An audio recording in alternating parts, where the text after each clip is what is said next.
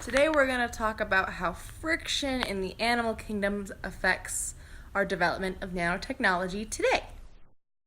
So what is friction? Friction is the resistance between two objects when they push against each other.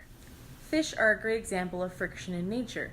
They have a natural slime that covers their body that reduces the amount of friction that they get in the water, kind of like how swimmers wear a skin cap and a Speedo in order to reduce their friction in the water.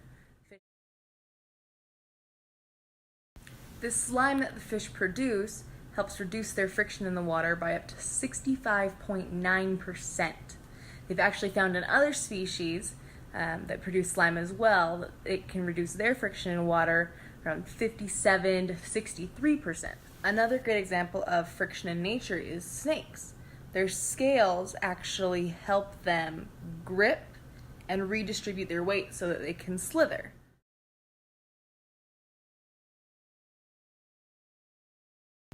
So they're actually building snake robots that follow the mechanics and the friction of snakes in nature that has military applications, medical applications.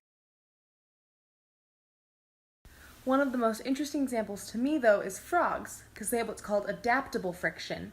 They use the lubrication that comes naturally through their skin, as well as the webbed hands, to not only stick to things, but when they move that webbing and that lubrication, they're able to stick to walls and climb up walls and ceilings and use that friction to their benefit. Human beings also use lubrication to fight off friction. We have what's called synovial fluid in our joints, and that kind of keeps our bones from rubbing against each other to reduce that friction and keep us going longer. As technology continues to advance, I believe that they will continue to learn from the animal kingdom and their uses of friction and the way that they move and apply that to our technology.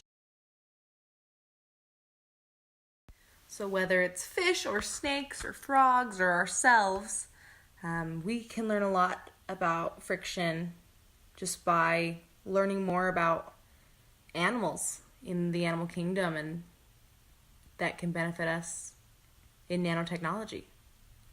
Weird, right?